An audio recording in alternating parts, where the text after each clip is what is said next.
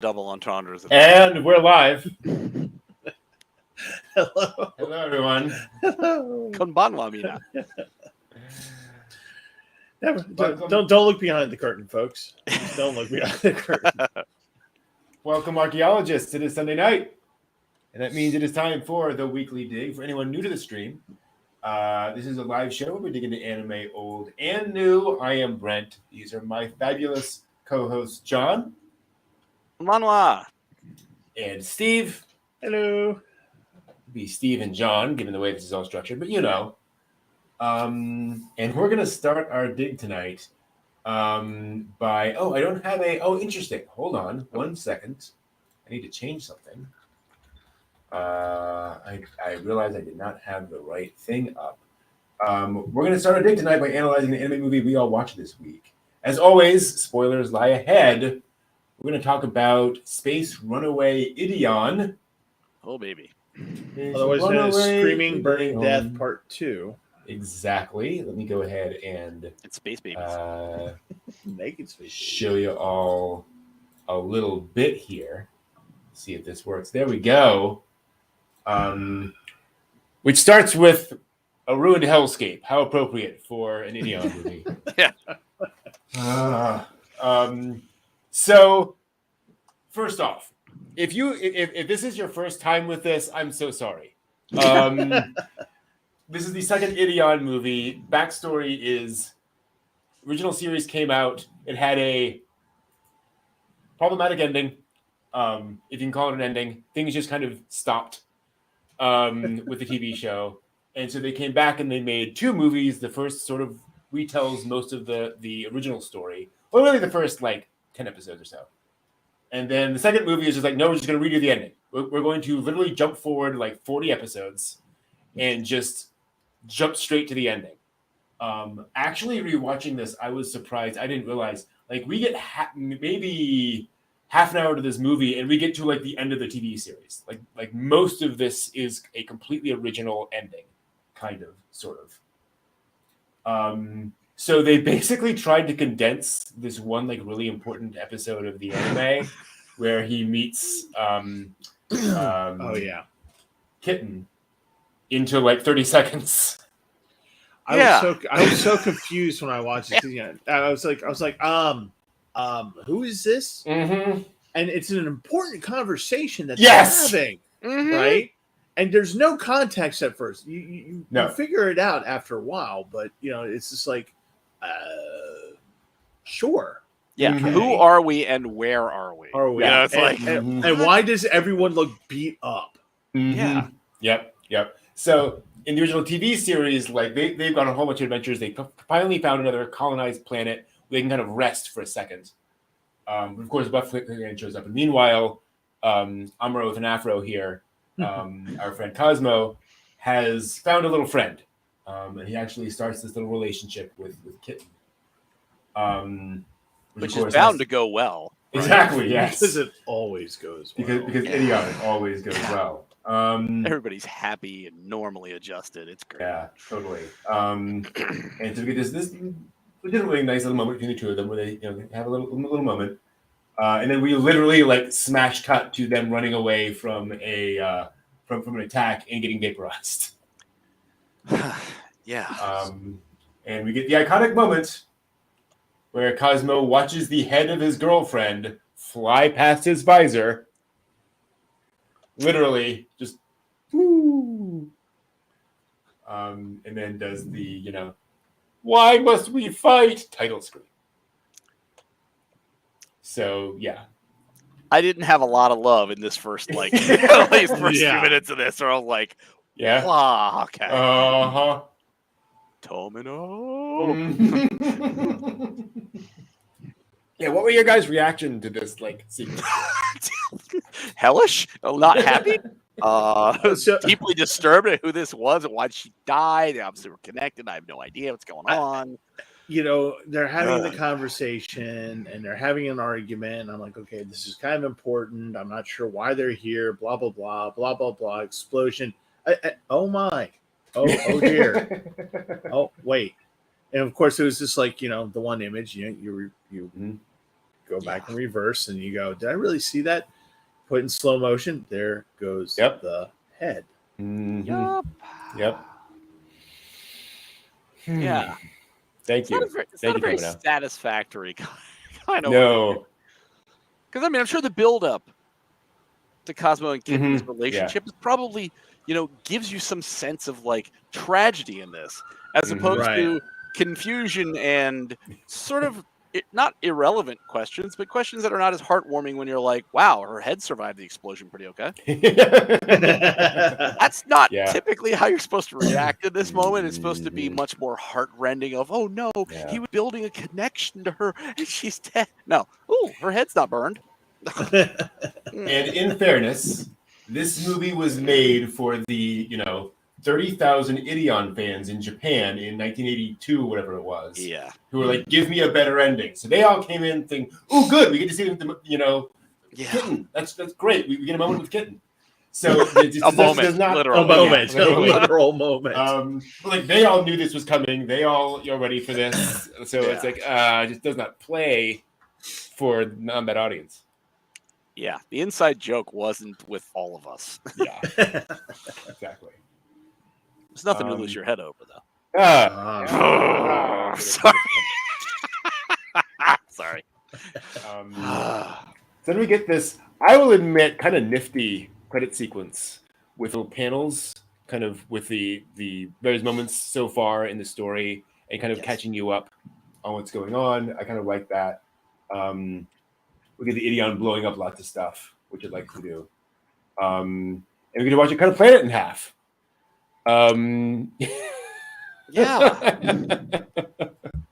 Which I guess is kind of setting the stakes pretty well.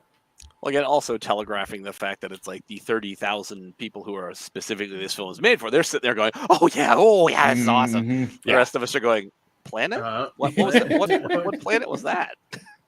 And do we care about the sentient life on that planet? No, we don't care. It's just all good. No, once we figure out that they're all going to be naked space babies, it doesn't. Just you can skip forward. So speaking of skipping forward, we then get basically, in fairness, a lot of sort of connective tissue of kind of setting up what's going on here, and we basically jump to the end of the TV series. Where Kerala and I forget his name. Is that Bess? I think so. Okay. The guy, the father of the child, Space Baby. Yes. No. This is not the father of the Space Baby. Oh. Yeah. This is her one dad. of the guys. No. The blonde guy she's with.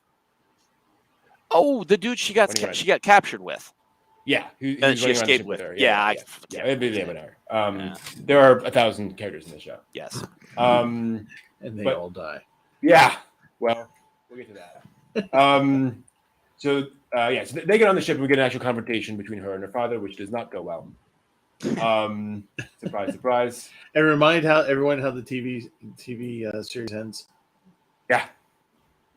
I can show that actually. I have that queued up here. Just a black screen. Yeah. Hey, there you go. But point being, what this is establishing is that the Buff Clan is stuck in its ways. There's no compassion there. There's no flexibility there. This is not going in. Basically, for the entire show, they've basically been saying, if we could only just sit down and talk with the Buff Clan, we could stop all this. And it shows no. That's not going to work either. Okay. I sort of understand what it's there for. We have the rather hilarious laser thing with her where she pulls out, basically a laser level. It looks like an 8-track. With it. Yeah. It's an 8-track.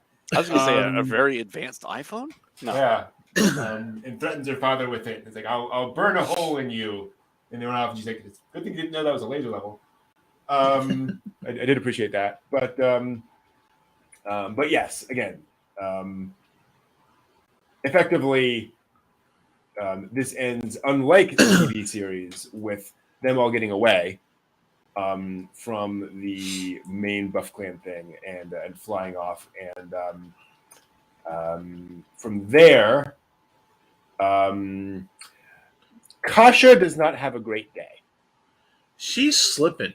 She starts losing it. She starts her tenuous grasp on reality just keeps slipping. Mm-hmm. And what's interesting about this sequence and what she does, she gets really focused on Lou, because of course Lou is like, has been made clear is kind of the key to all this. Yes. And she's like, okay, so let's address it. Let's like take Lou out and actually like offer it to the Ideon to see if that will actually like effing stop something. So like you understand the logic of what she's trying to do, but the doing of it is remarkably stupid. Yeah. Oh yeah. Because like, she's right. She's like, look, this is what activates you. Here you go. Stop all of this in the name of the innocent child. And again, it doesn't end well for anybody. Literally. Exactly. And what's funny is, again, it works in a sense, right? Like the Ide power, the Ide gauge gets max power. They blow everything up. They also blow up Kasha. Yep. And, I'm not going to say that I was terribly sad by that. No. Because like when you're out there, screaming in your spacesuit in space to take the baby, it's kind of like, you man, okay, you're not going to do anything good from here on out. It's all, if you survive this, it's all going to be like complete lunacy for you for the rest of this. Mm-hmm. Yeah. You guys can try to chat. They blew it up real good. Yeah. So yeah, all over for them, but surprise, her spirit appears and flies off into space, which might be the first time we've seen this in Ideon. I'm not sure. I think so. Nobody else getting killed drastically is shown to be flying off in spirit form. Yeah. That was kind of interesting. And then we get some Buff Clan internal politics with this Confederacy group that they're like getting their funding or their, I don't know.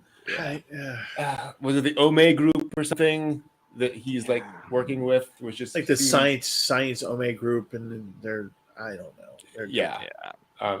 It's a consolidation of power of some sort. Yeah, and it's clearly, Japanese government working with the military-industrial complex, kind of a, reference there. But it just kind of felt like didn't need that from the movie. Seemed like an unimportant detail. Then, as if this weren't enough, the Ide Force decides to wipe out Earth. Yeah. Thank you, movie. Yeah. Well, I mean, we are wrapping things, tying the little bows, dotting the I's, crossing the T's. So wipe out Earth. That's part of the agenda. Okay, cool. Here we go. Moving on. Exactly. They also wipe out Buff Clan Earth. Yeah. And the Emperor. Okay, I guess. And I find it interesting that the Buff Clan forces don't know about this just yet. Right. Their home world.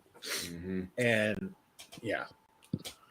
At this point, I gotta tell you, if I found out if I was on the Ideon ship or the Ford Life or whatever the hell the thing's called, and I find out, Earth has been wiped out, that's when I kind of go, you know what? Anyway, we just go hyperspace that way and just say the hell with it and just go and just leave. Well, that is indeed the problem. Is that every time they try to do that, the Buff Clan just comes after them. Yeah. It's like, there's nowhere to run to that the Buff Clan won't follow them and then keep causing trouble. Yeah. And it's obviously not the solution to be like, well, just take the Ideon. We're done with you, and with this whole thing, we're gonna fly off this way. The Buff Clan ain't gonna let that happen either. Yeah. Like, it's a bad situation all around. One thing I do like about this is those occasional thoughts of kind of what's going on. There's the moment when they're activating their ultimate weapon and they fire it, and they're like, and so it'll actually explode in 30 minutes, right? Right. Because it's going across vast amounts of space to actually hit the planet. And so it's not, you fire a thing and then it just blows up. It's like there's, space-time exists. Like, thank you. I appreciate that. But yes, people don't really know that Earth's gone for a little while, and so we get some more back and forth fighting, blah blah blah blah blah. This is the point at which Kerala realizes that the life inside her is reacting to Lou somehow. Right. Great choice of name for your kid too. Oh, Messiah. Messiah, yeah. And she literally names her kid Messiah. It's pronounced Jesus. No, what? Oh. How baby in utero is friends with baby Lou. I just that's just here we go. Yeah. And again, in fairness, it's one of those things where I'm sure in Japan it doesn't come across as goofy as it does in over here in Your Kid Messiah, but whatever. It's better than naming your kid Eve in Time of Eve.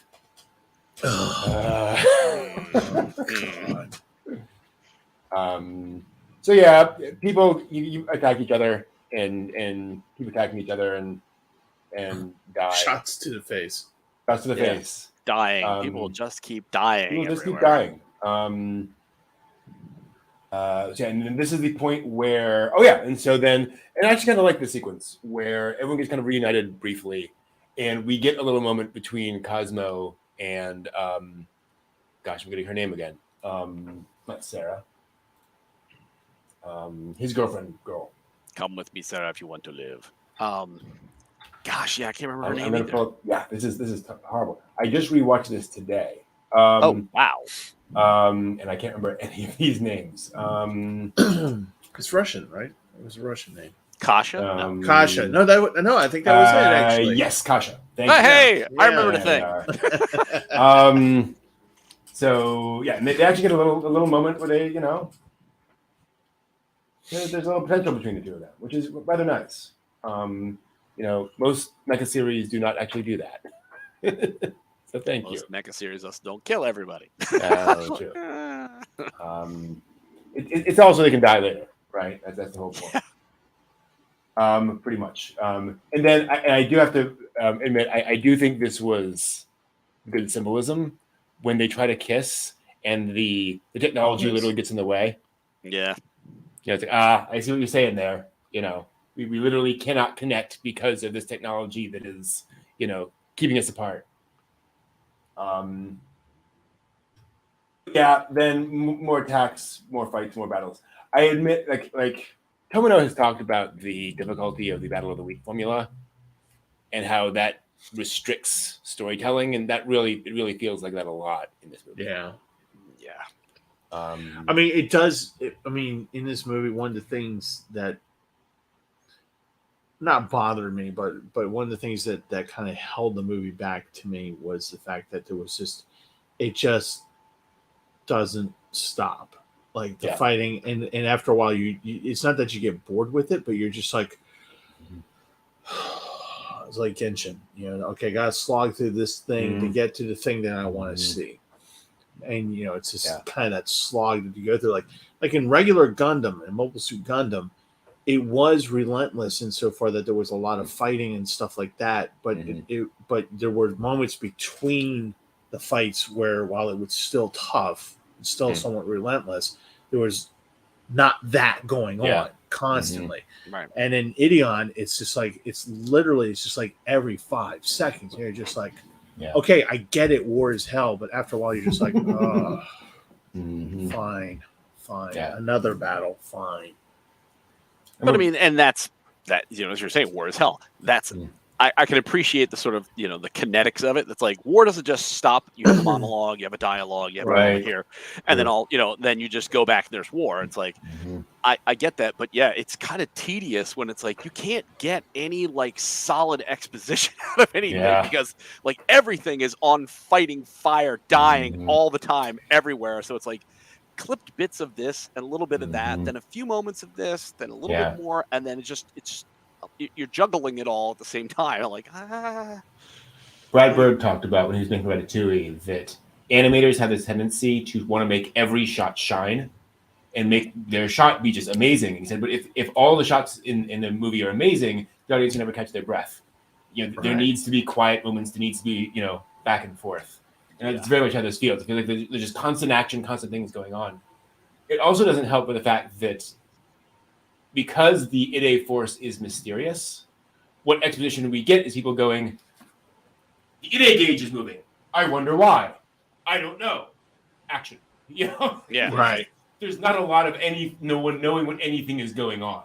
This means something. What does it mean? By the end of the series, I still don't know what it means. Yeah, exactly. Well, crazy doctor research lady, like her team was supposed to, be researching this when they dug up the idiot fire trucks, and they never really get anywhere. I mean, even going and using Deep Think or whatever the heck the computer they tried to link in with, it's like they never got an answer, and it's like, and then they just stopped trying to figure it out. Yeah. Like the gauge is moving, something's happening. Baby Lou's somehow connected to this. But like, well, that's hardly scientific to go outside and be like, here you go, giant space robot god, have the baby. Like, oh, boy, you've just thrown science the hell out the window, didn't you? I mean, it's like when she said to it, I almost felt like saying, so when am I going to hear the word ball? Offering up a baby, like, the Carthaginians. In fairness, John, she had a hypothesis. And she was testing her hypothesis. That's science. There's a scientific method. There's a scientific method of insanity. Wrong. Yeah. Hi. Yeah. So. Oh, and then here we come to one of my favorite parts of the whole thing. Kerala and her sister having their little tete-a-tete. Yeah. So you remember in the beginning of all of this. Kerala meets the one little girl who's like who killed her, her friend, boyfriend, not boyfriend, but the girlfriend, the attendant, attendant, oh yeah. All right, and so Kerala says, "Okay, shoot me. Basically, I deserve it. Fine, go ahead, shoot me." And the scene doesn't play out. The girl, doesn't do it, and whatever, and we move on from that. You get the same exact scene with her sister, and she's just like, sister, I'm going to do whatever I have to do to protect the baby inside of me. If I have to kill you, then that's what I'm going to do. And you figure there's going to be that moment of, the gun wavering. Oh no, she gets 3 shots to the face. Yep. To the face. Yep. The face. And you get to watch her reaction. Yep. As she's getting shot. Yep. And she was like, oh crap, this doesn't work again. Oh, did she just do that? Did she just shoot me in the face? Yeah. Yes, she did. Yeah. And that was that. Now it's not like we didn't know that all these people were going to die, right? At this point, but it's still jarring to go, well, not only was she a major character that got 3 shots to the face, she was pregnant and she got 3 shots to the face. And then you have the whole weirdness that happens after that, where everyone's just like, the baby's still okay. Yep. Yeah. How do we know this? How does this? Did the Ideon? Is that what the Ideon gauge is for? Oh, don't worry. Baby's okay. Baby's okay. It's like a giant 8-ball, right? The baby's okay. Medical science. Who needs that? We have this Ide power. What's it do? We have Ide power. Okay, gotcha. Loud and clear. So yeah, and so at the end we'll get into what the Ide force I think represents, because I think that's a whole other conversation. Anyway, so yes. Bad things happen. Really bad things happen. So then, at this juncture, does anything good happen? Is there anything good at the end of this film? No. Oh, you should cut back to that very cute girl with the ponytail inside the. Yeah, she's so adorable, isn't she? Oh, lock on that face. Great, wonderful. Yes. Yeah. Lock in on that face, folks. Yep. You'll see why she plays in the part. Yep. I'm going to try not to show the actual frame. Let's just say she played Duck, Duck, Goose, and she missed the part about the duck. And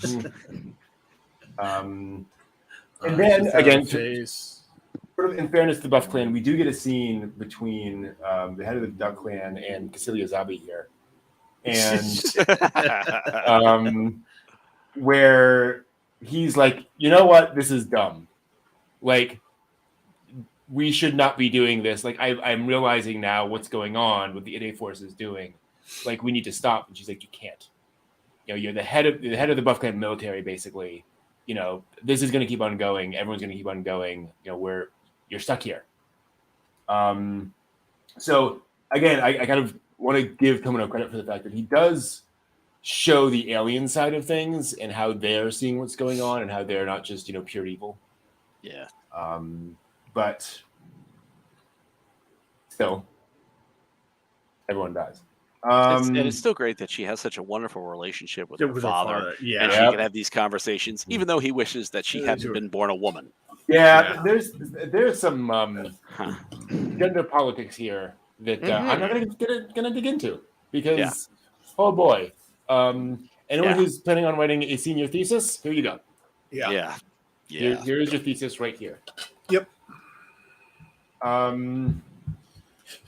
You sure you don't want to show that one scene? Yes. And so basically, the big end of the movie is that the Buff Clan has this giant. I can shot of it here somewhere. That's their wide-shaped spaceship. Whatever. They have this giant machine that they're trying to lure the Solar Ship and the Ideon to, which will annihilate them. And it's a colony laser from Gundam, basically, right? It's that big. Yeah. And so the Ideon is being drawn closer and closer to it, inevitably, of course. And this is the final battle. I do appreciate when guy from Ome Foundation, whatever, just keeps, you know, yapping at the head of thing, and he just goes, bang, and he just continues on what he's doing. Like, no, this is insubordination. We're done here. Kasha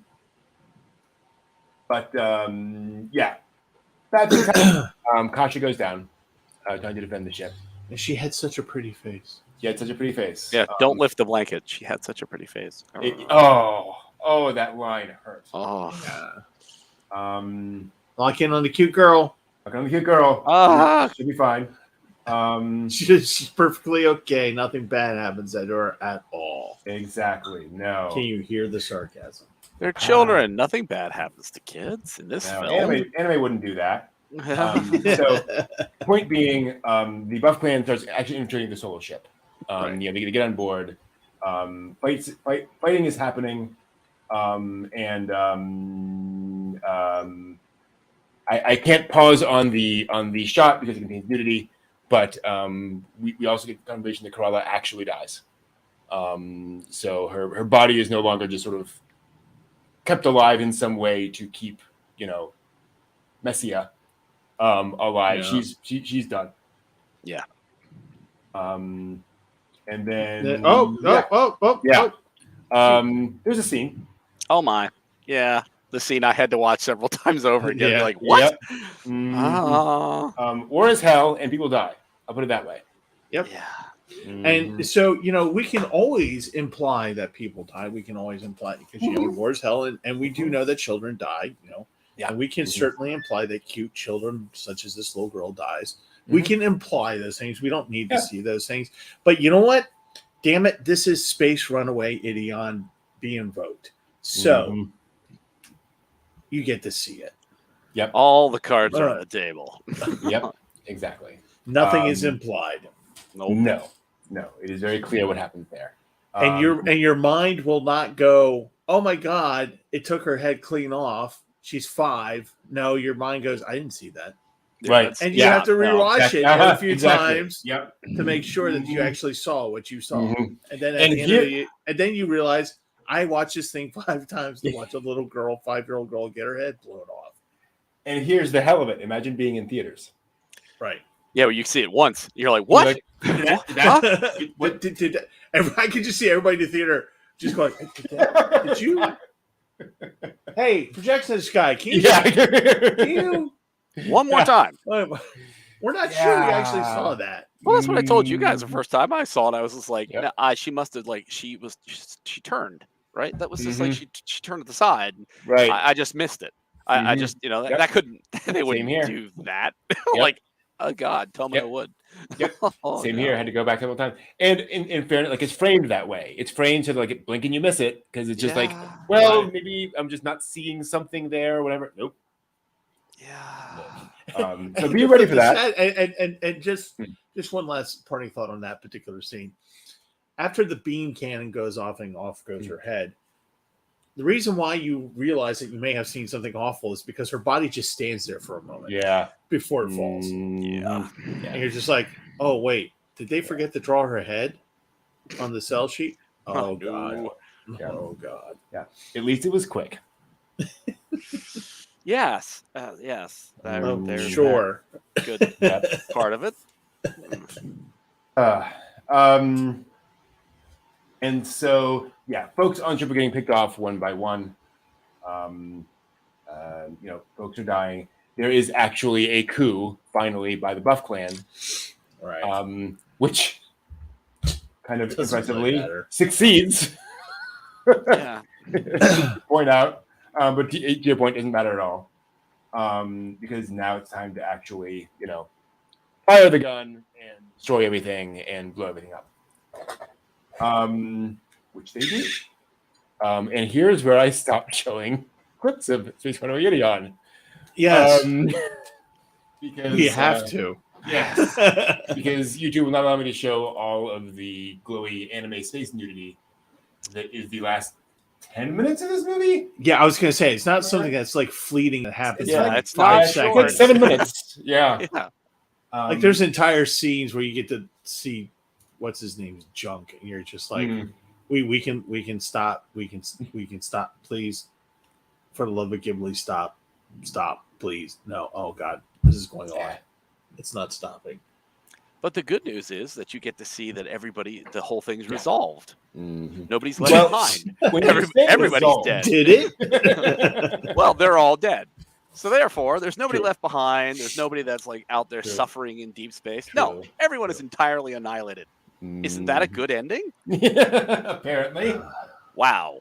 And everybody gets together. Everybody's happy. We get to see Kitten again. Yes. Yep. We do. We get a little bit more of naked space Kitten and naked space Kasha and unconscious naked space Cosmo. True. Because that's what we want to see. And the conversations of like, oh, we're all together now, we're gonna go off and populate the planet, except for those two guys that just went, well, I'm here just because I don't want to be lonely anymore. And I was just like, God, that was sad. That was so sad. I'm like, okay, naked space babies and okay, got it. And we're gonna find a new, got it, okay, whatever. There are plenty of girls to go around. I'm kidding. But no, and so the point being, everyone dies, but they all get sort of reborn, somewhere else, sort of, kind of. But that's not the end of the movie. Nope. No, but wait. And we go through this whole thing. Yeah, weirdly, like post-processed live action footage of like oceans and oceans and three seas guys and things going on. I mean, it was there. almost as if they were trying to recreate that one scene from 2001. Almost. Boom, boom. I don't know. This doesn't look to me, anything like 2001 sort of imagery. No. Rebirth, space baby? No, not at all. Rebirth. This doesn't seem like 2001 at all. Not in the least. Planets cresting each other. No, I don't know what you're talking about. And then the souls raining down on some planet apparently. Waves crashing. 480p webcam footage of an ocean. Okay, sure, fine. It's a very weird ending. Certainly very dude kind of an ending. Yeah. Yeah. There are definitely things to to have ingested beforehand to make this a more entertaining experience. Yeah. But, oh boy. I can sort of appreciate the artistic element of it. Be like, it's how our planet might have started. You're like, no, probably pretty sure the naked space baby probably wasn't. That's not how that happened. But okay, cool. I respect your choices, I guess. Yeah. And there's like operatic music going on in the background. And folks, it doesn't go on for like 30 seconds. It goes on for like a while. And then it ends, and you're just like, oh God. I would have preferred the ending if it had the rain of like the souls down again, and then like a cut scene that just said, "And thus rose the crab people." Be like, yes! Crab people! Like, yay! But no, we just get artistic shots and negative of ocean stuff. Yeah. Like, all right, I guess. The budget ran out. Quick, throw it, slap it. Some live action video of the freaking ocean. That's the weird thing about this movie. Like, I don't hate this movie. No. I don't think this movie was a bad idea. I don't think this movie was poorly conceived. I don't think the movie was like a slog. Well, it was a slog to get through, like we were talking about with the nonstop action. Yeah. But like, there was definitely progression to it. There was definitely kind of a logic to how things were going along, and there was clearly a point to all of it. The war is hell. We're gonna actually put you through hell. Yeah. Thanks for the ride. Yeah. Exactly. Can you imagine this as a roller coaster ride? Yeah. Like the tooth chipper or the whiplash dramatic. Yeah, here we go. Yeah. That's the thing. Like, by the end of this, I was just like, I'm exhausted. And not in an uplifting way, not in a wow, I've been on a huge ride and I have like lots to think about. Right. It just felt just like I felt like I checked the box, honest to God. Yeah. I felt like I've been through Hell Week. Yeah. Right. Like here's this torture we're gonna put you through to see if you can stand it. And now you've gone through at the end. You don't have anything to show for it, you just experienced it. First rule of Space Runaway Ideon: we don't talk about Space Runaway Ideon. I can totally respect the process and the thought behind it. I really have a lot of notes at how you probably could have like worked this somewhat better. But then more time with Kitten again. This it's made for 30,000 people who already know what's going on. It's like this is a self-contained film. There's so much going on in the background of it that there's just no explanation for. That if I was to sit back down and you said, okay, here's the broad framework and here's the broad story, I feel like I'd have to go in and be like, okay, hate to do this. This film's going to have to be somewhere around 5.5 hours because I'm going to click in some of these parts. I'm going to do that. I'm going to now like remove some of the immediacy of all the fighting all the time to give us some quiet, reflective moments that we can like engage a little bit more with this character, that we can understand a little bit more of their relationship, that blah, blah, blah, blah, blah, blah. And it's like, but that was not how this was done. I'm not here to remake Space Runaway Ideon. Right. Totally. Well, I mean, it's just that kind of thought of like, there's so much more I could have asked to explain, but this indeed absolutely wrapped up Space Runaway Ideon. Yes, absolutely it is over. Yes, it is done. So when I watch this, knowing that I'm not watching the series, that's that. If you're going to watch this, and just know that if you haven't watched the television series, there are going to be things that are going to be lost to you. And you just have to roll with that, like the whole thing with Kitten. I don't think the animation was bad anyway, in any stretch of imagination. For the time period that was made in. Absolutely. So and to the point of the combat scenes, while there was a little bit too much, they were done well. So there are things about Ideon that these are conceptual visuals that are done well, and so you can get it and grasp it on that level. And but if you have to be a fan of the TV show to watch it, that takes away a lot of it. Now, and to your point, John, one of the things I was thinking about as you were talking about, this is going to have to be 5.5 hours. 5.5 hours. It's like the Snyder cut of the Justice League movie. You know, it's like 4 hours. Oh, yeah. Well, Mobile Suit Gundam Origins went over 2 or 3 parts, I think. 2 parts actually, and that gave you the story that you needed to have. But they definitely said, oh no, we're not condensing this into 90 minutes or 2 hours, whatever it was. Where we're gonna broaden this to make sure you get the point, get everything to it. So it's not something that this is something I would recommend with caveats, right? Just understand that there are going to be parts of this that are going to frustrate you. Is it worth watching? I think in context of historical anime, yes, absolutely. Yeah. As a Saturday night, hey, I'm going to watch something on Netflix. I don't know what else to watch. It's 3 a.m. at 3 a.m. anime. No. Do you like anime? No. I don't really know anime. Try watching Space Runaway Ideon, the movie. Oh, and one thing that probably not something I'm going to recommend. No, and I will absolutely not recommend that you drink malt liquor before or during. Definitely not. Because you're just going to start throwing things. Anger, pure anger. Rage. John in chat is absolutely right. It's a bit like Serenity, the Firefly movie. Yes. So if you're familiar with that movie, you know that it is essentially a final episode of Firefly. It can be watched as a standalone movie, but it's really, it's got all these characters in it that are well established at the before the beginning of the movie. So it's it's really there for people who are familiar with the show more than just average sci-fi fan to watch the movie. Right. Gotcha. I would say it would be interesting. I'm not going to do this, but it would be an interesting experiment to go back, watch Ideon, watch the episodes of Ideon that made up the first movie. So watch all that material, jump to the episode with Kitty, and then watch Be Invoked.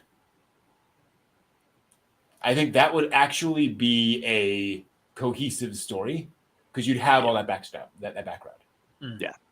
And you have some connection to her to make her death significantly meaningful, not just curiosity as part of the plot. Oh, look, her head. Look at that. Right. Oh, wow, look at the animation of that, the reflection on his visor. Wow. Oh, and I just bought her a hat. Oh. Apparently there's another YouTube video with the title Space Runaway Ideon is a Lovecraftian horror anime. I don't agree, but I see where they're coming from. Yeah.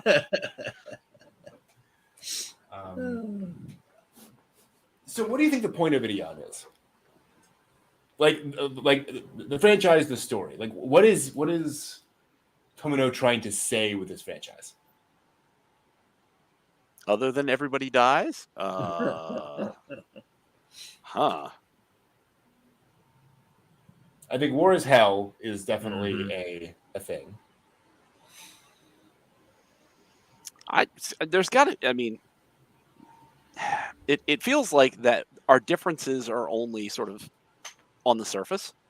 That the Buff clan doesn't know how to engage the Earthling humans. The Earthling humans don't know what to do about the Buff clan, and nobody, even though we're structurally similar, nobody's willing to sit down and dialogue. Like fighting is the immediate answer to it. War is the answer. It's an accidental first shot erupts this entire thing that destroys both civilizations. And it's just like, okay, it feels to me like, is that one of the messages that by dialogue we can solve things? And I would say I completely agree. And I think it's also not just dialogue; it's open-mindedness of the folks involved in the dialogue, of being willing to talk, make concessions, etc., and not just say, "Well, okay, I'll sit down at the table." No, you have to actually be willing. You can be committed to the process of not just talking, but talking substantively. Yeah. So, as and maybe a human fear of strange, large fire truck robots. I mean, Yes. that could also be the message, I guess, maybe. Mm-hmm. So after going through this slog of a couple movies and this thing, obviously talking about if you just kind of just think through things before you do something, because that's pretty much how this all started. Is Corolla pretty much it's her fault, honest to God. Yeah, she started everything by not, going, hey, let's follow a protocol where if something happens, then we can either jump back and prevent worse things from happening, or open the dialogue and say, hey, let's sit down and break bread and talk a little bit. And and instead of a bigger part of the message being don't cater to your base or fears of just outright different, therefore we kill, and go through this war, and then just like everybody's saying, let's just try to open the dialogue, because at a certain point everything's destroyed, everything's doomed, and that's Tomino going, this is what war is eventually going to end as, and then of course we get the idea that Ideon can be the trope of nuclear weapons for Japanese people in the anime, where here's the big destructive force. Are we meant to have this? Are we supposed to have this? But Ideon is, throughout the whole thing, seems to be guided by something else, and it's doing it through these children for some godforsaken reason. But at the end of it, even though everybody's being wiped out, both civilizations, both planets, everything is wiped out and dead and killed. They are given a second chance together, bringing both of the races together onto this one planet. So it's almost like the archetype thing. It's where everyone gets wiped out. God decides, okay, you all suck. Yeah. So I'm just gonna wipe everything out, and we're gonna start over again. And that's what Ideon feels like to me. It's not necessarily biblical, but basically it's going, just this other power, just like, this is the tool I'm going to use to tell people you all suck and we need to start this over again. Doba, who I just looked up, is the name of the Supreme Commander of the Buff Clan military, the guy with the awesome beard. He makes the statement that the Ideon is all about karma. The Ide Force is trying to find people who lack karma, basically, who are free of karma. And the problem being that if you have any knowledge of Buddhism and such, is that we all have karma. By making any choices, the only people who don't have karma are, of course, very young children, right? Which opens the very interesting question of how they actually created Ideon and what's inside Ideon, if not a whole bunch of children. But moving beyond that one.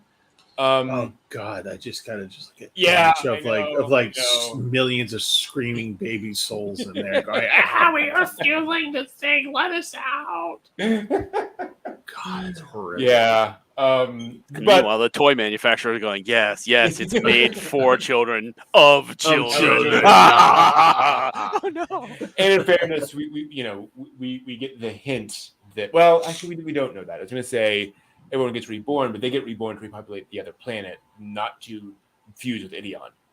Yeah. Right. But a point being, like, the reason everyone's fighting is because they have this buildup of karma that prevents them from actually changing, from actually growing, from actually forgiving. They're just set in their ways. I don't know if he's right, but I think it's an interesting sort of interpretation that this is all because folks are stuck. To your point, John, as well. That's kind of the goal. Here's the other question: Are the humans in the Buff Clan the U.S. and Japan? Well, Buff Clan is definitely Japanese. Right. The English, one of the dub versions uses the word, uses a lot of Japanese words, samurai and stuff like that. But like, if you look at the Japanese declaration of war, it's, we don't want a war, we're just being pushed around by the U.S.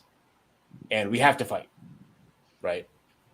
That was very much the justification of, we have this giant power that's sort of pushing us around, and we have to defend ourselves.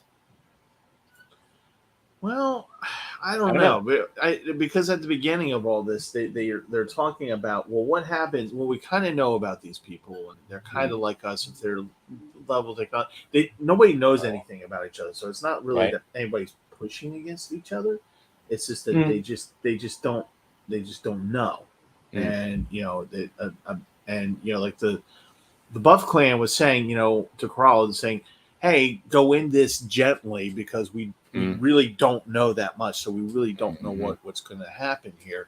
And she goes, it's fine, don't worry about nothing. Well, what could happen? So I don't think that there's necessarily that one is pushing the other one. Well, and I don't think that setup is a 1-to-1 correspondence. Yeah, I completely agree. Like that doesn't match at all.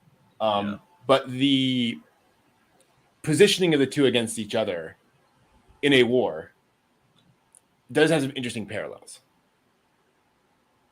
Where you've got Buff Clan on one side of the galaxy, Earth on the other side, and this sort of meeting zone where the Ideon is. I don't know. I mean, I feel that a lot of the nuclear boogeyman that Steven had brought up, where it's this superpower, whether it be a robot or whether it be the nuclear genie, that once you let it out, everybody loses. I think that definitely tracks. But yeah, I don't know. I hadn't thought about that because you could easily say in World War II there was on both sides there was a lot of aircraft carriers, a lot of planes, a lot of parity. That some weapon systems were not 1-to-1 comparison, but a lot of parity that kind of made it an even race. And just a few things tipped the difference, and it's like, I don't know. I hadn't thought of that being a Japan USA kind of thing. And to be clear, I bring this up because people believe that every mecha series is a symbol of World War II. So I want to kind of get it out on the table. I agree that it's not a great fit. I think there are some sort of broad symbolic parallels. But I don't think it's as clear as, for example, Xeon in Gundam, right? Yeah, which is like, okay, yeah, I see more where they're coming from there. But I don't know. It's interesting. Any other thoughts on this movie? It was certainly a film. True. It was the thing. It was the thing. It was the thing that we can all be naked space babies if we just die horribly, screaming, burning deaths. Yes. It was very interesting to see how they brought Ideon to a close after having seen how they brought the television series to a close. Yeah, I mean, well, you know what? To that point, this is the movie ending is more satisfactory. Yeah. True. Yeah. To that point, definitely. Yeah. It feels like the ending of a movie made a decade earlier. We all live. Not in the Yellow Submarine. But we're all together now, and it's all wonderful, and we all reincarnate. Great. Yeah. No more physical pain. Hooray. We're all good. Yeah. We're just not on Mars this time. Yeah. Yes. Oh, God. All the eyes are on Mars. So, yeah. And I completely agree with you, Steve. Like, this is interesting from a historical note, like worth watching as an important bit of anime history, but not satisfying media. Yeah. In the way of a lot of other things. But it doesn't have to be. Fine. It's kind of funny. Like when I was hearing, I heard about the movie, I heard all the legends about it. I was like, why doesn't anyone talk about it? Like, why isn't this part of the dialogue? Now I know why. This is not a movie folks watch and then recommend to their friends. Yeah. I saw the best thing ever. Yeah. Oh, okay. This is what had to happen at the time. Okay, gotcha. Yeah. kudos to them for making a very specific film for a very specific group of people. Can you just as much imagine as it's been as brought up, like Firefly, that thank goodness Yeah. that a specific thing was made for specific people. But can you just imagine the toy manufacturers at the end of it are just like going, okay, so we're at the end of of the Ideon movie, and we're gonna make new toys. Wait a minute, there's nothing but naked space babies left. Damn it. Well, okay, it's the fire trucks. It is the fire trucks of doom. It is. Well, you can make naked space fire trucks. I mean, just kind of synergize the whole thing. Sounds perfect to me. Yeah, it sounds like bankruptcy to me. I mean, that sounds great. Yeah. Yeah, do that. All right, that will do it. We're going to take a quick break, just a few minutes, and we will be back to talk about more modern anime and the latest anime news. Be right back. Let me redo a few things here.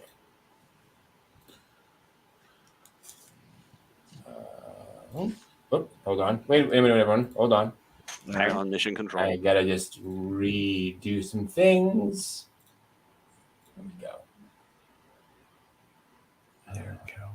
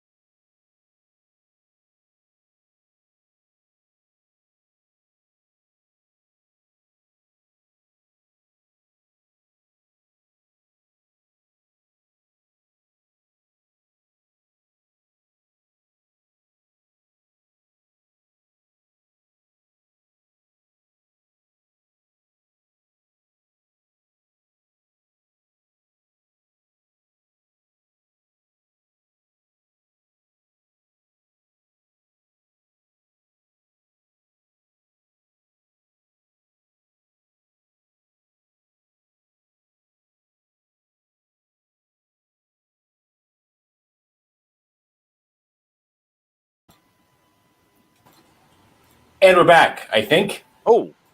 Hello, everyone. Sorry, I tried to signal. We are back.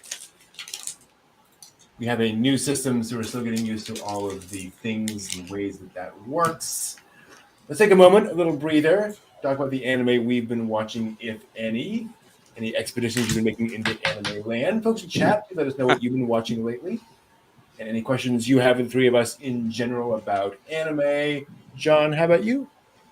Trying to keep up with keeping up. So my stepmom's daughter is my ex, Black Summoner, Harem and Labyrinth, Devil's a Part-Timer. Oh God, what else? Call of the Night, Vermeil, Gold, Vermeil and Gold, whatever that one was. Oh God, Sorademo Ayumu, which was When Will You Ayumu Make His Move? Shogi. Right. So I've been trying to keep up with all of them as best I possibly can, and so far I'm really tired. Yeah. Because I think yesterday I got up at 4:30 in the morning because it's going to be so unbearably hot this weekend. I got up, got the dogs out, was on the road, on the beaten path at 5 a.m. So it had not gotten to be light yet.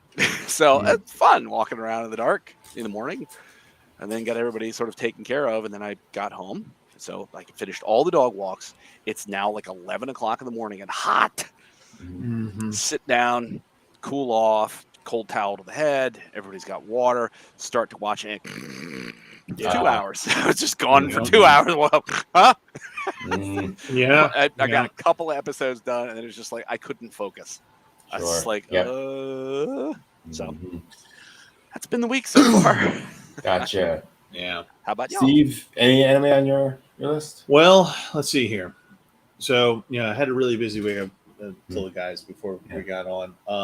It's vacation time in my job. So, we're filling in for each other. So it was a bunch of 9 and 10 hour shifts. So it was a lot this week. I will tell you that I revisited a fun classic for me, not anime, but sci-fi, and rereading it. Oh, wow. 2001. There we go. And kind of rereading it and just really enjoying the heck out of it. Like to point out that when you have a significant other, so a cute lady who likes to bring you food, who understands you, she gets you cool things. Like one of the things that she got me were, my pair of Ideon death guns, black hole guns. So, always fun. And, it's always cool when you have someone that'll, for your birthday, get you comic books. Vampirella? This is Marvel, the new Defenders. Marvel, for you Marvel comic book fans. Yes, she got me that. Nice. And in return, what I did for her, for all these wonderful, lovely gifts, is I made her watch the trailer for Tokyo Mew, the new one. Oh, yeah. To which point she looked at me. Keep in mind that she loves Bebop and Death Note and, loves Eurocamp and all these other things. Looked at me and was...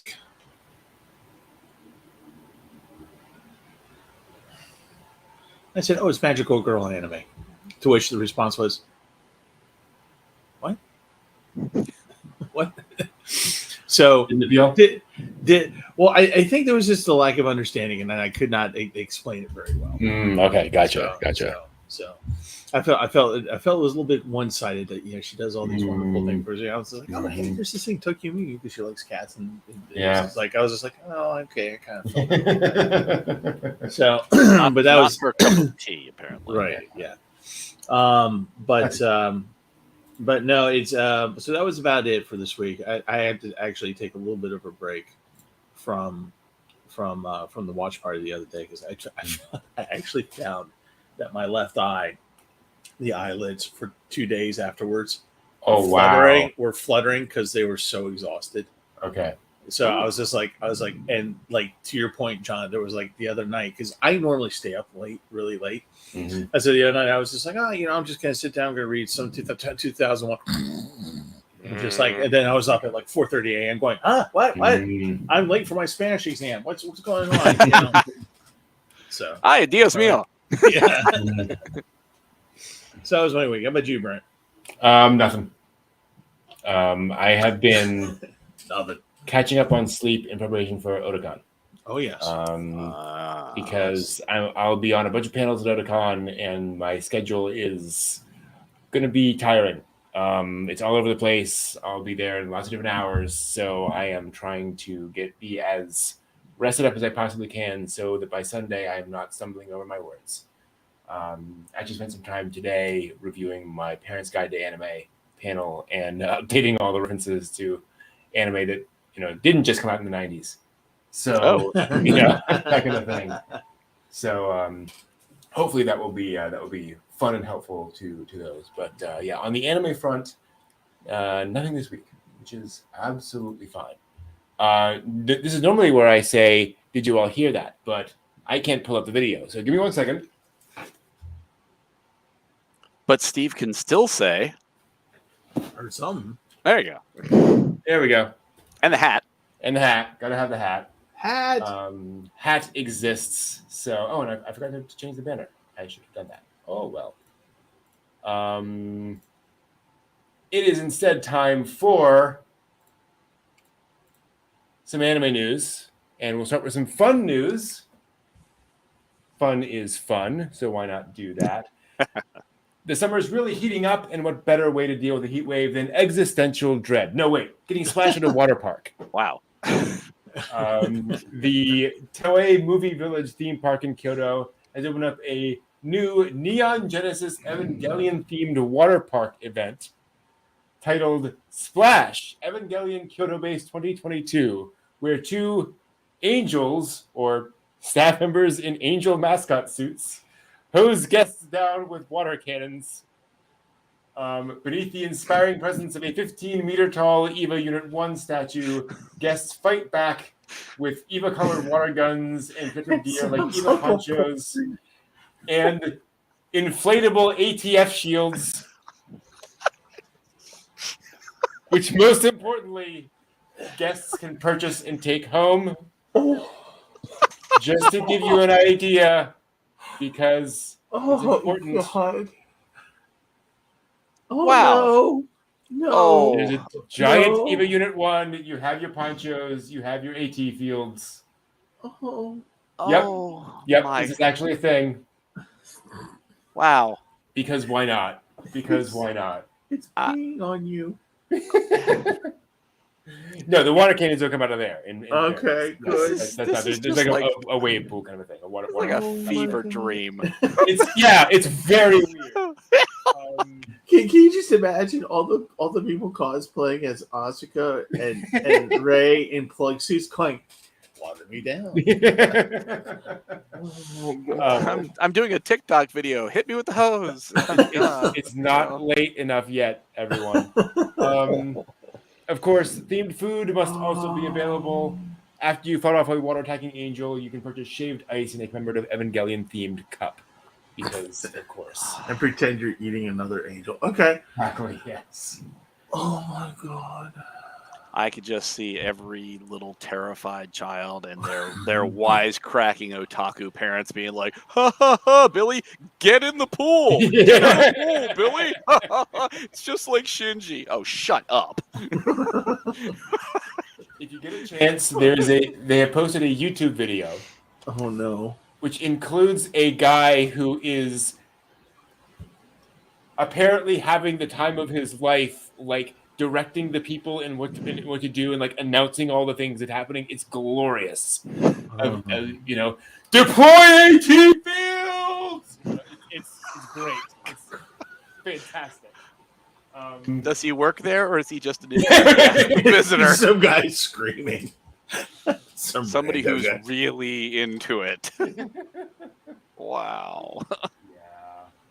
Oh dear. Moving right along, the wait is finally over. It's time to start planning a trip to the Studio Ghibli theme park, or at least look at the info and pretend that you're planning a trip. The park will officially open on November 1st, and a number of preparatory updates came this week. First, the park's opened an official Twitter account with pictures, behind the scenes, sneak peeks, all that kind of fun stuff. They also shared a high-res image of the park's map, showing the full layout of the park and pointing out particular notable attractions. Previously released artwork of the venue was also released in HD, with fans encouraged to use them within the bounds of common sense. A lottery for advanced ticket sales will open on August 10th, which were announced on September 2nd. General ticket sales opening September 10th. So it is coming. Time is coming. At some point soon, you'll be able to go to the Ghibli theme park, which is pretty cool. It also would be nice if they'd open up the country so we can come visit the country and the theme park. Not just maybe they know something we don't. I would like to think so. One can hope. Now, if you're in need of new earbuds, this is the week for you. Not one, but two anime have upcoming collaborations with Japanese audio brand Zini, bringing special customized Bluetooth earbuds complete with matching cases and chargers. Gainax's Nadia, The Secret of Blue Water. Oh, wow. Is getting the headphones as part of its 30th anniversary celebrations. With the case featuring, with the case featuring the Nautilus there in silhouette. What? Okay. The blue earbuds have ancient Atlantean lettering, which is pretty cool. The second set features Ghost in the Shell Standalone Complex 2045. Wow. The logo on the case and special charging pad with custom art of Mr. Tsubagi. In addition, each set of earbuds features newly recorded voice lines. The Major herself gives you guided instructions on how to use the earbuds, while Electra does the same for the Nadia set. So they're all already sold out. I'm kidding. I was like, you know the otaku are snapping those up. Oh, God, right and left. And all the instructions are in Japanese, so if you bought them and tried to install them here and pair them with your phone, they won't work at all. You'll never understand it. I'd still buy it. So Nadia's 30th, which explains why. And periodically, I've sent you guys like stuff on the Discord where it's like, oh, there's a Nadia Nendoroid, then there's the Nautilus like model. It's like Nadia stuff just keeps popping up, and I was wondering what, but that makes absolute sense now. The 30th came. Right. Yeah. Gotcha. Yep. It is now. It is that very much. Okay. Gotcha. Nice. Yeah, totally. Moving on to some more normal anime news. The launch of a new anime studio was announced this week by animator Yuki Igarashi, known for his direction on the Star Wars Visions Lupin Ocho episode. It'll be called Outline, and it debuted an anime music video this week. And it's a new studio under a company called Twin Engines, Engine of the Animation Studio team, alongside Bug Film and Scooter Film, who were established in October of last year. So it's fun stuff happening. Okay. The Gundam Info website announced an upcoming manga last week called Despair Memory Gundam Sequel, which takes place 20 years after the last Great War, and where the Gundam, which ended the war, is now seen as the enemy of peace itself. So it'll debut on the Comiplex website July 29th. Another new week, another set of One Piece news. Firstly, the manga is getting ready to return from its 1 month hiatus. And Eiichiro Oda posted a handwritten message on Twitter ahead of the new chapter that definitely made some waves in the fandom. Oda talked about how he's dreamed since he was a kid of drawing a manga where the end is the most exciting part, and stated that with the end of the current arc, the groundwork is almost finished. That's right. The last 25 years of One Piece has only counted as groundwork for whatever is about to come next. Wow. It better be earth-shattering for this much time. The manga celebrated its 25th anniversary on the 22nd, and a commemorative video was posted this week paying homage to the long and epic saga of the manga and to the 3,463 pen nibs Oda has gone through drawing the series so far. Wow. The video pairs a trail of pens and ink with important manga pages, retracing the story's rather long journey and process of its creation. Good for them. The last part of it is just Luffy in bed, and he dies and drops a snow globe. Yeah. Oh God! And it's the little straw hat boat in the snow globe. Exactly. Yeah. Dun, dun, dun, dun. A scream was heard from tens of thousands of fans. No, everyone will die and then become naked space babies. Oh God. Everything becomes idiom. Oh, Yeah, everything comes with the Oh, We wow, there we go. are Ideon. Now, an event was held this week at Kanekawa's MF Bunko J light novel imprint, and 2 new anime series were announced. Let's talk about some anime announcements. The Days with My Stepsister and Sasaki and Peeps novels are both getting TV anime. Days with My Stepsisters centers on a high schooler named Yuta, whose father gets remarried, resulting in him gaining a new stepsister. And no, this is not going where you think it's going. The two, having witnessed the nature of their parents' previous relationships, agree to keep a comfortable distance. None of them really know how to be siblings or have a relationship, but they slowly grow more comfortable with one another as time goes by. So it's about becoming siblings. So the hand holding and the pregnancy and everything else is just incidental. Right, exactly. Yes. Okay, good. Well, good. Let's hope you understand that. Totally. I smell a lie. Sasaki and Peeps stars a tired and lonely businessman who visits the pet store one day on a whim and adopts an adorable bird. When he gets the bird home, however, it reveals it's actually a powerful sage from another world and bestows on him supernatural powers and the ability to travel between worlds. Okay, so I'm going to be honest here. When you were saying that it's going to be this guy, he's a lonely guy who's going to get this bird, I'm like thinking, like, yeah. And honest. My roommate is a cat, Well, but with a bird. Well, Exactly. and I was thinking like of Akira Kurosawa's Ikuro, that beautiful movie. It's very sad, but I was thinking, okay, it'll be a nicer, more uplifting version of that, because the guy is lonely in that movie, and I was like thinking, oh, you know what, hey, I might actually, give this a go. It's a powerful sage, and I'm just like, oh, Oh, fudgicles. Fudgicles, indeed. Exactly. Fudgicles, indeed. Yes. Let's see here. A TV anime is also on the way for, and this actually has me intrigued, The Slow Second Life of the Retired Dark Soldier in His 30s novel series. It'll start in January. The story centers on a magicless soldier who instead used his intellect and initiative as assistant to a captain in the Dark Lord's army to get ahead. When said captain is replaced, however, Dario loses his position, retires to a village of humans, and starts a new life by using his abilities to accept requests for help. So it's just a retired soldier who goes to a village and is like, okay, how do I help? So basically, it's an anime version of The Equalizer. Sure. You don't know that show? I don't know that either. Yeah.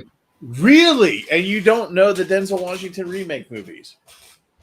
I've heard of them. I'm where's aware my of it Walker? I involve my media viewage of a certain type of media. It's called anime.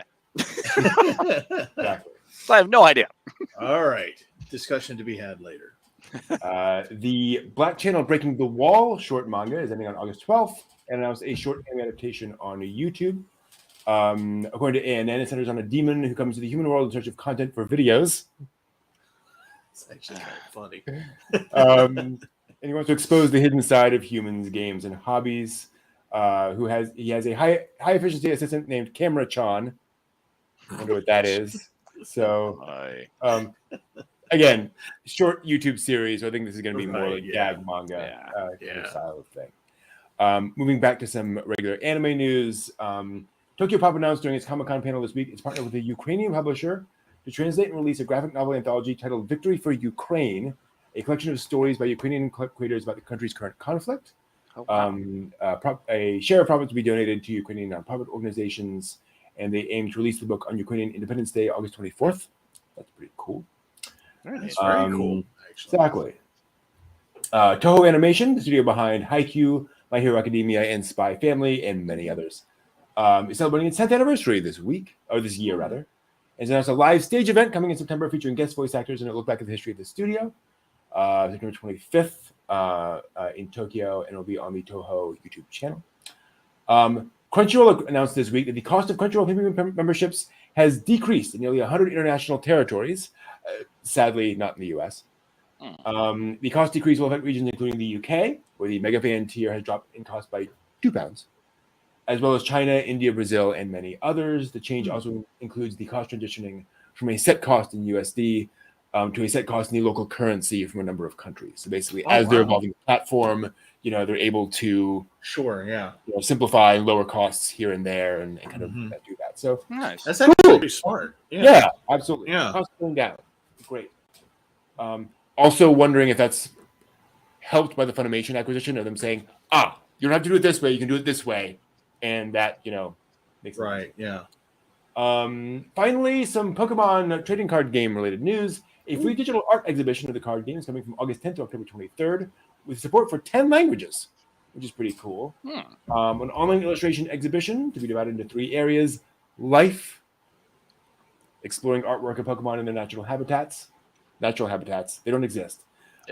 History, exploring the evolution of the game's illustrations over the years. That's really cool.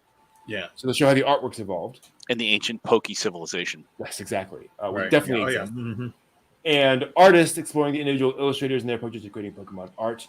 It'll feature comments from 50 artists and illustrators. That sounds cool. Again, it'll be digital, and it should be available in English. So nice.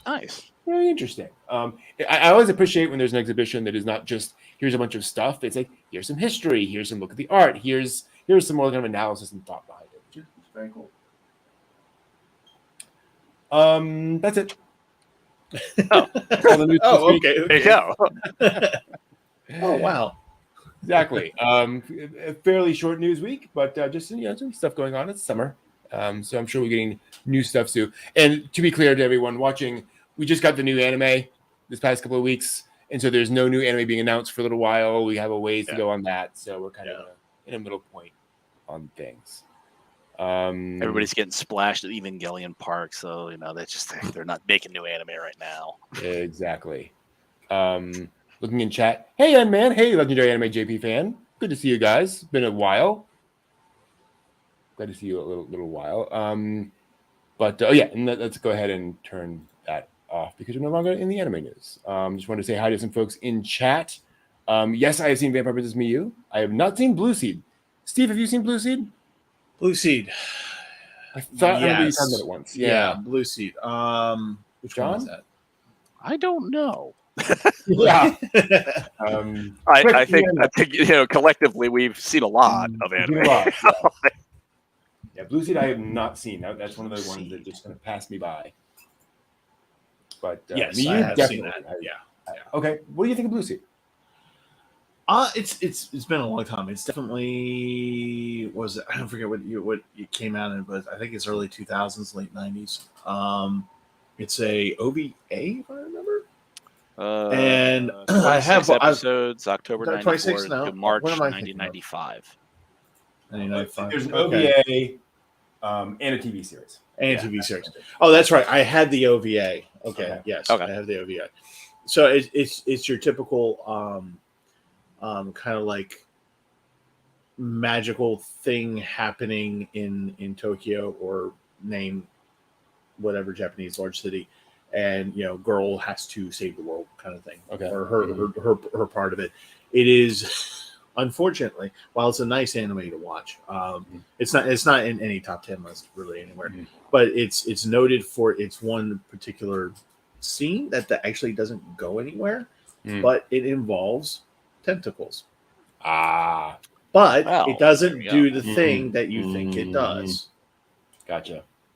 They tap dance and sing. Oh yes, and they share stories. No, lovely. No, it's just a horror. I'm flashing to Spaceballs. Yeah. Hello, yeah. Little top hat.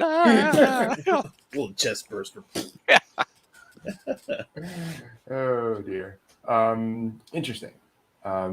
That's very much what I've heard of Blue Seed is nice, enjoyable, but not top tier. Right. Yeah. Miyu, I've seen the OVA and the TV series. The OVA particularly is very atmospheric, sort of gothic horror, supernatural creepiness OVA, and very effective at that. I think if you're into that kind of weird supernatural, somewhat psychological stuff, where it's not just random ghosts. Vampire Princess Miyu. Oh, okay. Yeah. If you like the thing where it's not just where demons aren't just sort of randomly appearing, they are they have to be invited in, so to speak. There's always some component of somebody who wants revenge on somebody or whatever, right? It's that those kinds of stories. So there's always something a little more complicated in there. And Miyu herself is a pretty interesting character once you get into it and her backstory. So definitely recommended, but also very much visually of their time. Hey, Jay, good to see you too. Haven't seen you around in a little bit. Shifting around of schedule and such are a thing, which sometimes happens. Speaking of, quick announcement for everyone. First off, again, Otakon, this coming up weekend, which we will be doing an anime, a post show of next week. Talk about all our experiences at Otakon, which should be fun. Also, or it'll be an hour long of us going, yes, or actually, that'll be you, Brent, or John. I'll be just like, so what he's trying to say, if we can stay, yeah. Just all of us asleep in chairs sitting in the same room. My life is a lie. And I'm just updating some things. Also, should be noted. That's going to be interesting.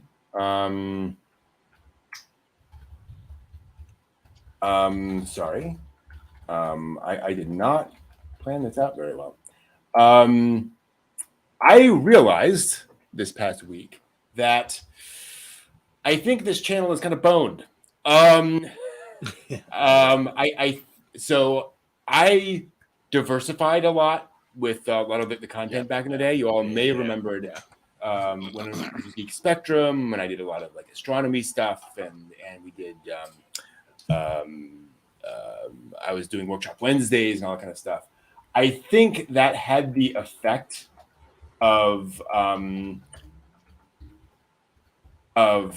think the YouTube algorithm really hated that and suppresses views on my videos as a result. I've not been able to really get a lot of traction on views on videos ever since then. So what I've decided to do to try to deal with that is I'm starting a second channel, and I am right now just actually broadcasting to both. I'm actually doing that right now. This very stream is going to both channels simultaneously. Ooh, didn't know that. So we're going to see what happens on that other channel. And if indeed that channel is able to get more traction, then in the future, we will continue doing exactly the same thing. I'm just going to move to the new channel. I'll just have a new URL for the YouTube channel. Sure. Again, everything else will be exactly the same. It'll just be a different address, different channel physically on YouTube. Again, I got to kind of look in to see what's going on with the views and how that goes. So this is not guaranteed, but just FYI, potentially in the future, that might happen. So just want to let you all know about that as a potential thing coming up. And then I'm going to try to do one last thing. And then we can actually do This Week in Anime History. Imagine that. And I think we've got these in order. We do. Cool. Let's see if we can make this happen. Let me check the comments here real quick. Make the magic happen.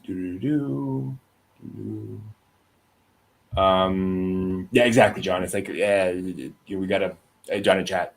I think YouTube is just holding us down. So you gotta live by the algorithm, sadly. All right.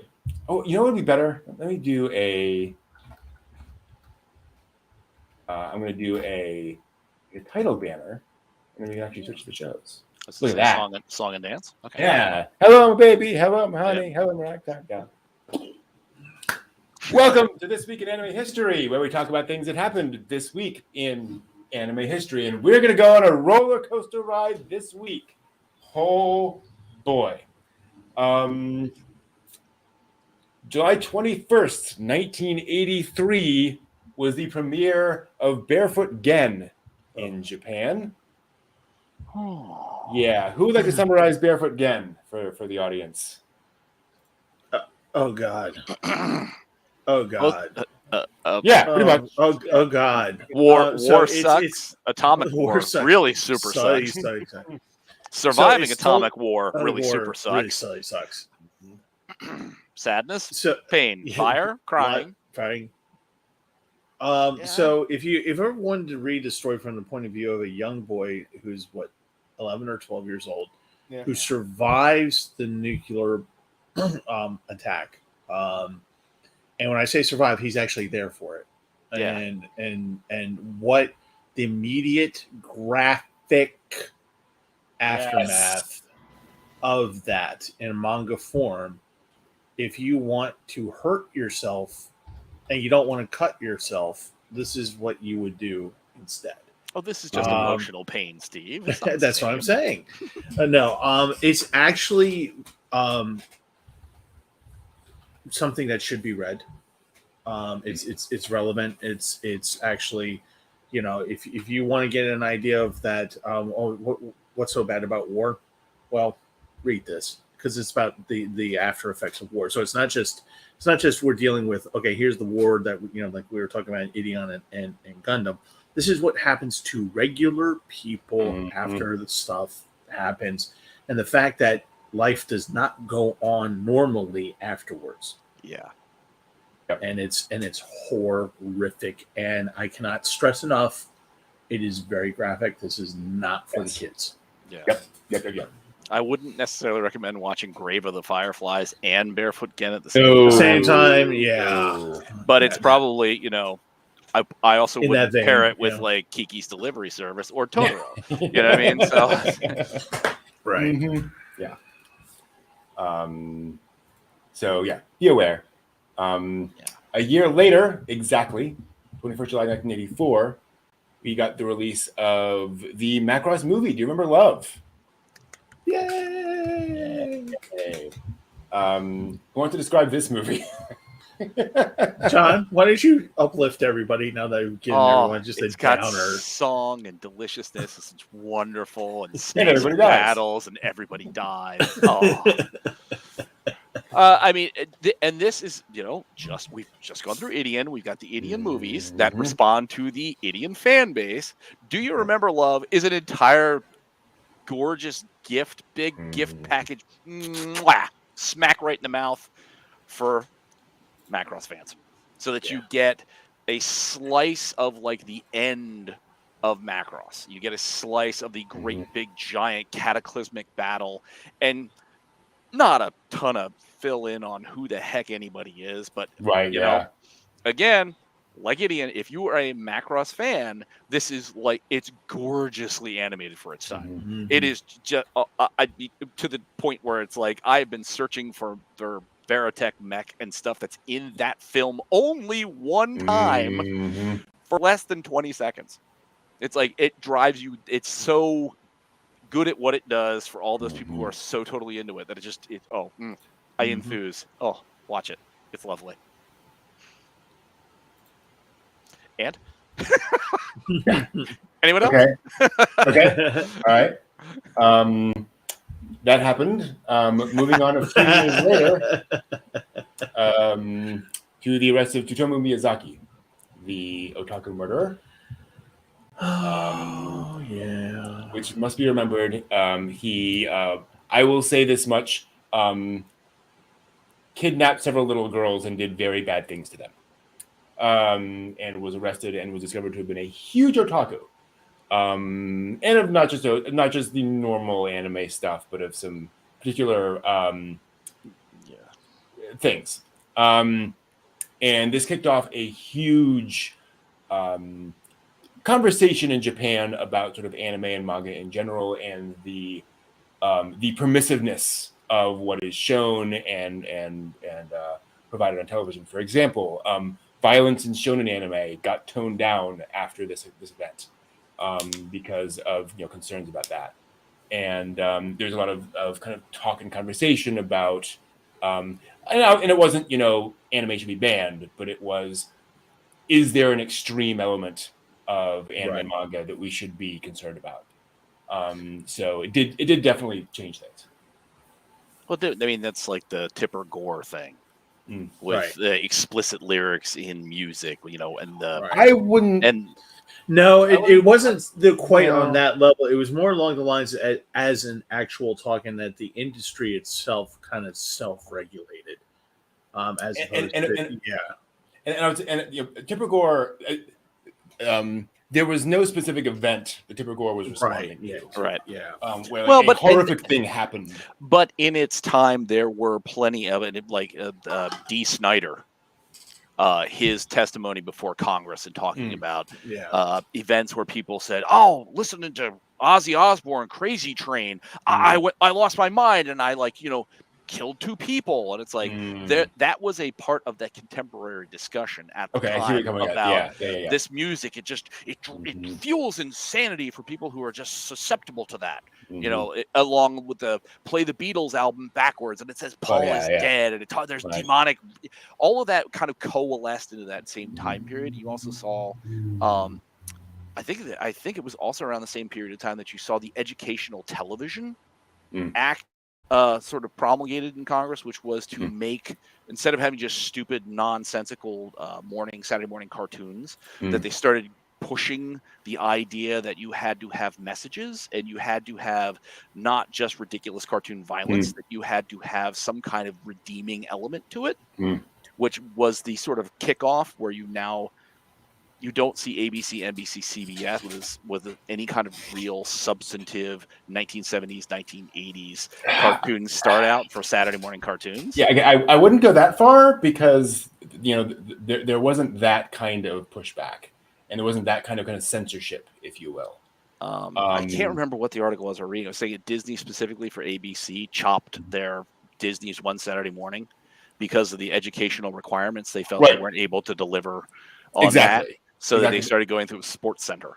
Right, and they started going more live action kind of things that they could get away from the regulatory idea about, you need to do these things with your stuff. They're like, nope. Exactly my point. Like there was no regulation that came out of this in Japan. Like this was not a... Well, but I'm just saying, it's like, the idea of these things where it's like conceptually that this guy was fueled by these things. It's like, we had some of those similar kind of concepts in that time period. Yes, very, very true. Yes, exactly.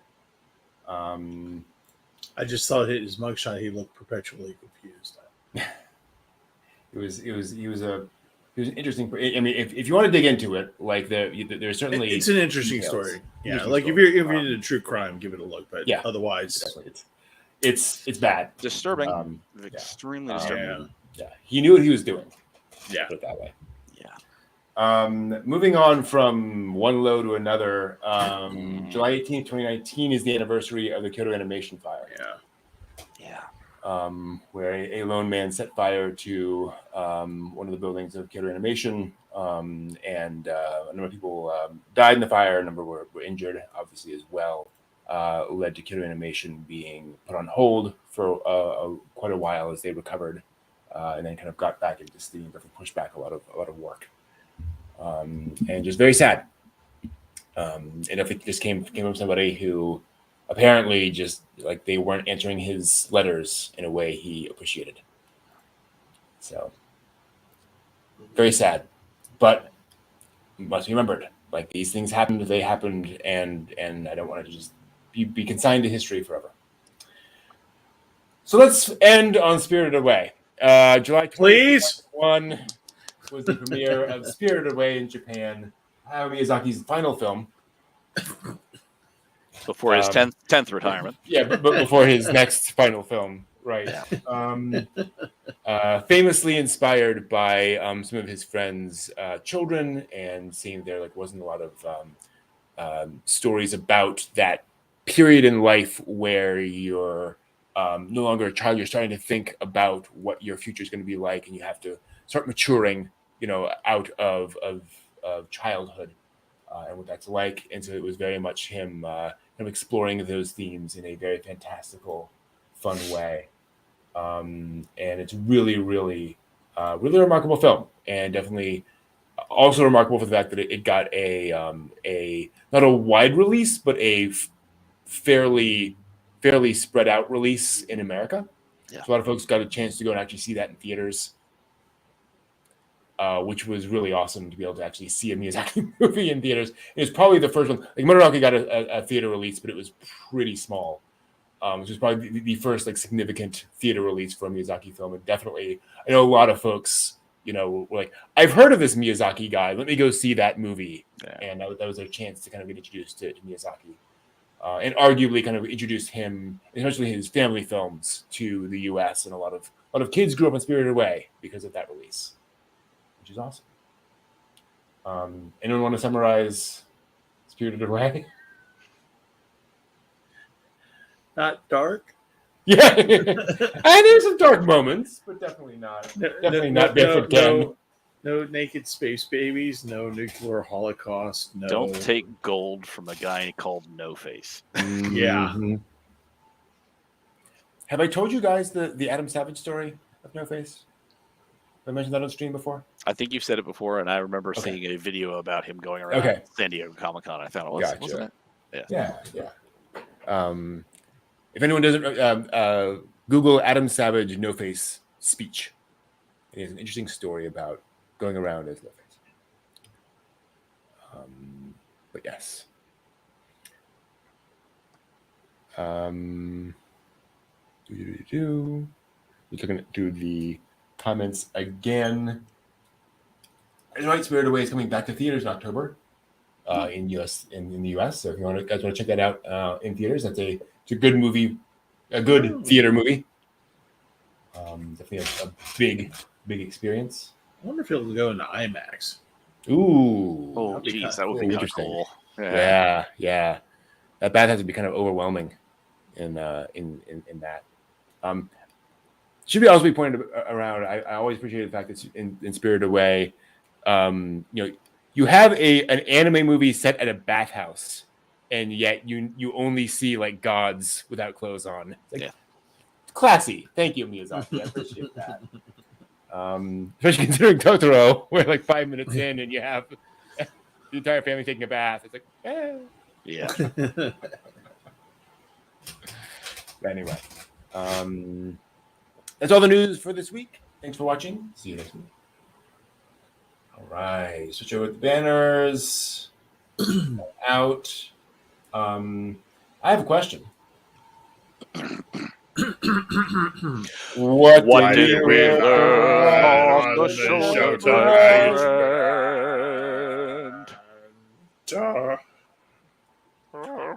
I'm going to say it's late enough. I'm glad to know that Evangelion can still make people wet. That's what I learned this week. I applaud you, sir. I applaud you. John, how about you? That there is an Evangelion kind of thing. Including the little shields, I don't even know what to think anymore. The plastic AT fields are just genius. And the ponchos and everything. I'm just like, this is insane. I want to go, but yeah, right. It's absolutely insane. Yay, more anime. I can't wait to see the stepsister sibling thing because I'm really curious because I'm watching my stepmom's daughter is my ex. Mm-hmm. And there's all the usual sort of like step sibling kind of like, except they used to date. And it's like, wow, I want to see how this one's going to go where you actually play it like real siblings. Yeah. It's like you're not going to do anything crazy. Is that a promise or is that just the hook and there'll be a sudden reveal? I don't know. And I'm tired. That's the other thing I learned. I'm very tired. Getting up way before I usually get up just exhausts me and then limits my amount of Genshin and anime. I can't have that. I cannot have that. Yeah, I can't. Of course. Have that. No, exactly. Candle at both ends all the time, 100%. I have learned. What have I learned? I don't really learn. I just experience and then hope to God that I learn from that. I usually don't. I have learned today that it is probably a good thing that the Evangelion water park is opened before a lot of people from outside of Japan come in, because wait until they get a load of me. Hit it with a cannon, boys. Because nobody wants that video, I can assure you. Nobody. I've learned that much like everybody else, I'm tired. Long week. I got to bank on my sleep too. Not because I have 6 panels like somebody else on this stream does. I don't have any panels. But somebody else on the stream has 6 panels that he has to do. I wonder who that could be. Well, they ain't me, boss. Ain't me. But I have learned that this upcoming weekend's going to be a blast. We're going to be at Otakon, and we're going to have a good time. And then on Sunday night, when we're half asleep or delirious from the dopamine effect of Otakon, we're going to be on the show and going either being really excited and talking gibberish, or we're going to be really tired and talking gibberish, and we'll show some pictures of Otakon at you. Yeah. Something generally picture-like. Yes. Here's a picture I took of my foot because I was asleep. Here's a picture of the ceiling I took when I fell over and I was asleep. Here's the other picture. There's the video of me falling down the escalator. Brent, what did you learn? Oh, just that every guy makes people wet. Oh, yeah. That's really all we need to know, I think. I just love that they have actual Oh my god. Literally angels. Yeah, I was with gonna water say cannons coming out of their eyes. What in the heck? Yep. Because why wouldn't you do that? I mean, it must be fun as all heck on a hot day like today, man. That would have been... Absolutely. But it's literally you just stand there and somebody hoses you down. I mean, that's literally just it. As far as I can tell, and unfortunately, of course, now YouTube doesn't want to load for me. But yeah, it's pretty much just that. Wow. Just you wander. Now, and granted, again, this is kind of a little bit of James, you're right. God. Why isn't the water red? Jeez.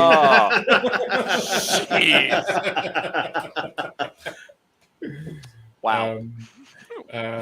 Will there be a statue of Rey where if you hit it water, she dissolves? Yeah, exactly. Oh, yes. The giant Rey bath bomb, and it just dissolves into Tang. Shaved ice, Rey. Oh. And then just.